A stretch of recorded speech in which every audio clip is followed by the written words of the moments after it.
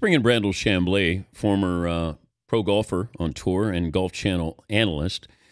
It almost feels like he's being defiant there, Brandel. What bothered you the most about Rory?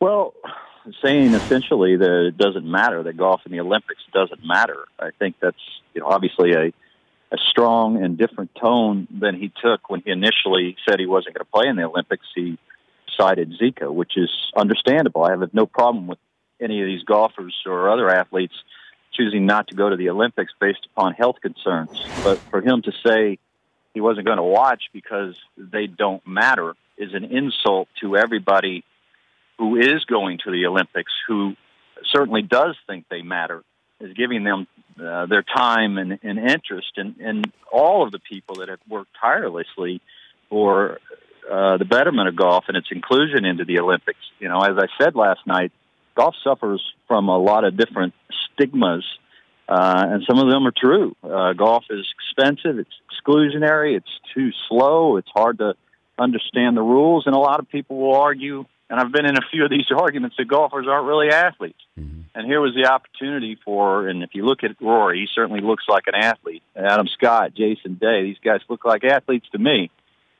They could stand toe-to-toe with the world's best athletes and do the game some good. I was shocked. I think that Rory will regret those comments for the rest of his life. Jordan Spieth, no criticism there. Surprised? Well, no, not at all. Again, I don't have any criticism of players choosing not to go to the Olympics based on health concerns. I thought Jordan was brilliant in the press conference. He diffused a pretty darn tense moment or two with some levity, but then said and was careful to say, I did not say just Zika. There were other health concerns that obviously were weighing on him. He sounded like he was alluding to something much deeper, much more of a concern to him. And, all you got to do is just Google the Zika virus and read it. And the World Health Organization puts it on the same level as Ebola. Some doctors call it a pandemic in progress. All you have to do is just read a little bit of it, and it might raise your eyebrows a little bit against competing down there. The other thing that Rory said that it got lost in this headline about not going to the Olympics is he was talking about drug testing, and he said that he could use HGH and probably get away with it. Now, what is he getting at here? Well, what I and again, reading between the lines here, he initially said he was not going to go to the Olympics because of Zika.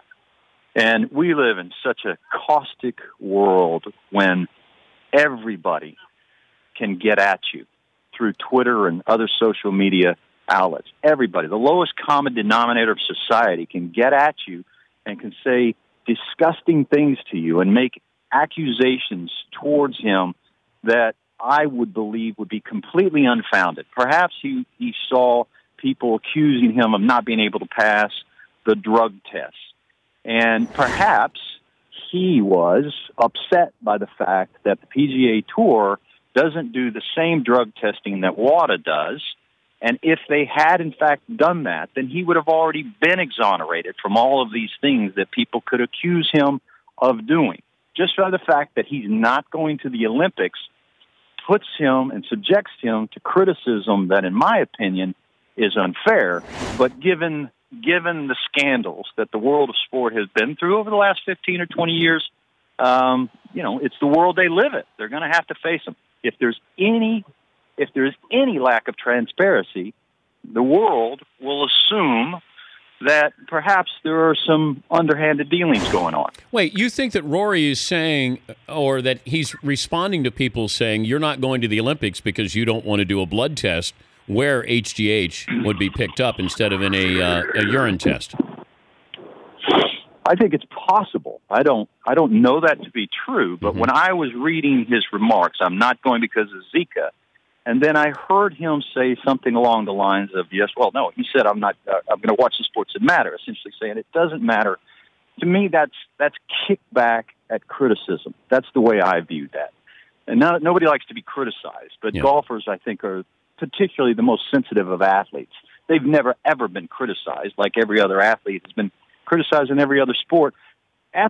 Golfers don't answer to anybody. They don't have a coach to tell them what to do, and a manager doesn't tell them what to do. The PGA Tour acquiesces to everything they demand. The media acquiesces. They don't get criticized. So they're very sensitive to it. I thought that was more along the lines, the way I looked at it, was kickback to criticism that he felt like, and I believe, if I believe as well, that the criticism would have been unjustified. It's enough for me that he didn't want to go because of Zika. I get that. That would be enough for me.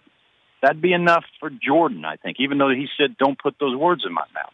Health concerns would be enough for me. Yeah. But the fact is he didn't clear it up for us. Why the change of opinion? Why the change of attitude? Because there certainly was a different attitude between Rory choosing not to play because of Zika and then saying essentially that it doesn't matter. Should golf be in the Olympics, Brandel? Yeah, I mean, should it be in the Olympics? You know, every 4 years, I find out who the fastest swimmer is. I find out who can jump the highest and run the fastest. I don't need somebody to tell me who the best golfer is. I know it every single week. I know who the best golfer in the world is, and anybody with a scant amount of interest in golf knows who the best golfer is. So not like other sports need it, no. But when you consider that because golf's inclusion in the Olympics, and I was just talking to Paul McGinley about this last night, governments now give money to golf programs all over the world. He's involved in one in Ghana, and golf was never on their radar list, and now the government gives money to support junior golf programs. Well, okay, maybe I'm a little biased, but I think golf is a terrific way to grow up. I think it's a terrific way to grow up. As I just got hit in the groin by David Faraday with a microphone as I'm sitting here trying to talk. It's a little hard to concentrate when he's around. But it's a terrific way to grow up. It's a sport for a lifetime. Tell Faraday to grow up. I'm four. We've got to be 50 years too late in that one, Dan. We've got to be. But I'll pass it along. All right. As soon as I get off the air, okay, I'll pass it along. All right. Now we know who the favorites are for the Open. I might surprise you with who is going to win the Open this year. Well, surprise me. Lay it on me. I've got to pick a couple of dark horses, so maybe I'll steal yours. Lee Westwood is going to win the Open and finally break through and win a major. Well, okay. I hope you're right. I said Lee Westwood at the U.S. Open on Friday after he was doing so well. He would be one of, if not the most popular winner in the game. It would be one of the greatest Sunday night press conferences you'd ever see. We laughed till we cried. It would be fabulous. I hope you're right, Dan, and I would like to choose him as a dark horse, but I have a feeling I'd get shot down on the set tonight because everybody'd say he doesn't really qualify as a dark horse. Oh. He's too darn good. Okay. But I hope you're right. And he's not far off my radar at all. Sergio Garcia is another one of those guys who's had so much heartache, but is playing so well, just like Lee Westwood. Either one of those guys, to me, could pop up and win. And I said of Sergio last night, he's hard to overlook, but he's hard to pick. He's really hard to pick. Yeah. This particular venue is known for a couple of major upsets. Todd Hamilton, major upset, obviously. The very first one goes way, way, way back. A guy beat Walter Hagen by a shot. Walter Hagen was a golfing god. Nobody had ever heard of Arthur Havers. Beyond that, this golf course is known for picking the best players, not only the best players, but the best players at the height of their career. So I think we're going to get more along the lines of that. It's very important to find the fairways here. It's very important to find the fairways because these are the smallest greens in the open rotation. So we're going to get the cream of the crop, I do believe, and it's going to boil down to the best players in the world. And it wouldn't surprise me if Dustin Johnson did what Dustin Johnson has been doing. Putting is not a huge deal here. There's a couple of things that are interesting to me. 12 years ago was the last time they played the Open here. Well, there's a lot that has gone on in golf technology-wise and body-wise in the last 12 years. So this golf course doesn't have a par 4 on it over 423 yards on the front 9. So this golf course is going to get beat up by the best players in the world, I have a feeling. Brandel, keep stirring it up and retaliate with Faraday there. I'll do it, Dan. Thank you, Brandel. Care. Thanks for that dark horse pick. Yeah. Pick. I'll try and trot it out tonight. Sneak it in there. Thank you, Brandel. All right, buddy. Brandel Chamblee. The Dan Patrick Show, weekday mornings on Audience.